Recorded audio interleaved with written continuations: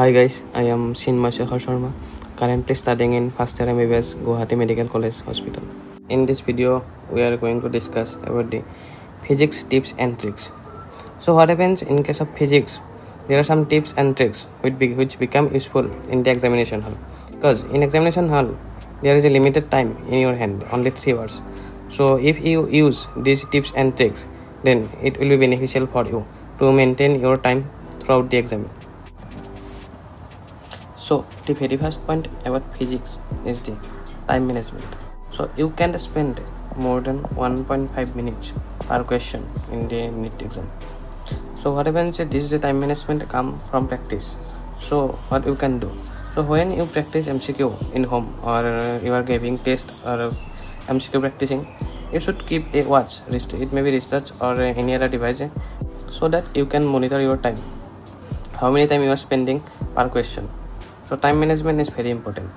And one thing is that if you look a previous year NEET paper, it may be 2019 or 2020, so it seems look very easy. But what is actual thing is that when you get this paper in the proper examination hall, then this same paper become tough in examination hall. This is because of anxiety. And what happen if in question paper will give a student and give him 5 to 6 hours, then he will surely score 600 plus out of 720. But this same paper when you will have to do in 3 hours only, then due to the anxiety and the exam environment, your performance will be reduced. And to remove your anxiety, you should practice time management from home. So when you are practicing MCQ or giving test, so please keep a wristwatch with you and keep monitoring your time spending per question. Another important point is good and feasible handwriting. So what happen in NEET question paper? For example, this is your question paper. Okay. Now here will be the question number 1, question number 2, question number 3, and so on. We have done the question number 1 and take the correct answer. Now in the question number 2, you have stuck in the middle. You have stuck in the middle of the question number 2 and you forgot something. For example, you can forget the formula and the concept also. So what you do? You should not stuck on the question number 2 only.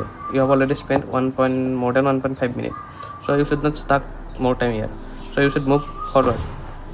Question number 3 and question number 4.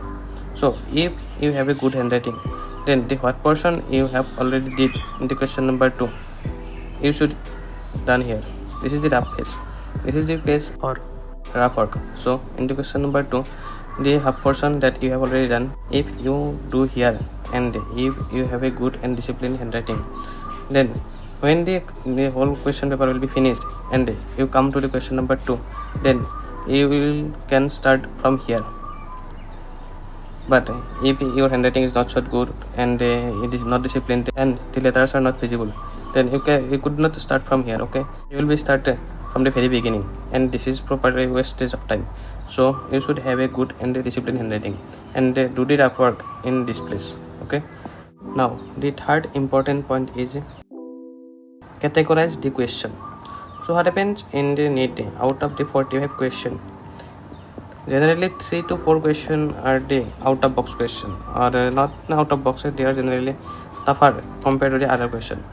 So if you start in this tough question and spend a minute, for example 5-6 minutes, then it will be difficult for you to complete the whole question paper because you have only 3 hours in your hand. So what you do? If you start, for example, this is question number 1, 2, 3, and 4. If you are stuck in question number 3 and have already spent 1.5 minutes, then you should not spend more times here because you have the whole question paper in your hand. So move into the question number 4 and so on. Now the thing is that how will categorize the question, which is tough and which is easy, and which question you can do. So there is a way, there is a proper approach of solving the physics question. So what is this? For example, this is question number 3. Okay, this is the question. Now the proper approach is that first you read the question from beginning to the last very carefully. Okay, when you go through the question, if any concept or any formula hit your mind, then well and good, you can go forward.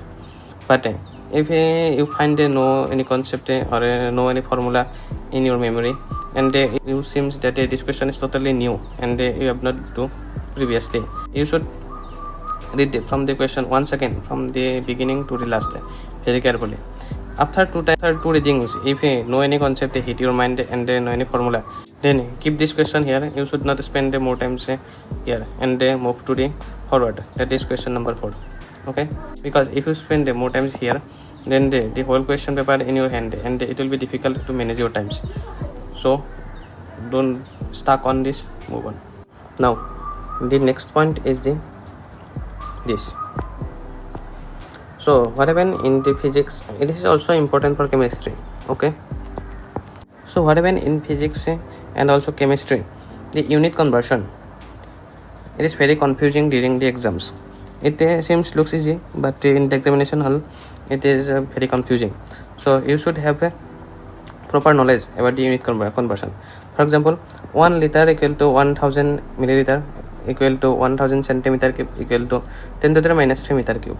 1 joule equal to 10 to the power 7 hours. Then 1 dyne equal to 10 to the minus 5 newton. Then 1 atmosphere is equal to 1.01 bar equal to 101.325 Pascal. Then 1 bar equal to 10 to the 5 Pascal is equal to 10 to the power 5 Newton per meter square. Then the 1 gram per centimeter cube is equal to 1000 kg per meter cube. This unit conversion is important. Okay, this is very useful. Now another important is this comes in the NEET and the chemistry as well. This is actually 1.1 whole square is equal to 1.2. If you memorize these stuffs, and then it will be very helpful in the examination hall, because you should not spend time on these stuffs. Okay, so you should memorize these things. There are some also other things that we should keep in mind. Now another important point is this triangle. In this triangle, if you take this as 4, 3 and 5, then this angle will be 53 degree and this angle will be 37 degree. So this triangle is also helpful during the MCQ practice, so keep in mind. So thank you. If you guys like the video, please like, share and subscribe my channel. Thank you.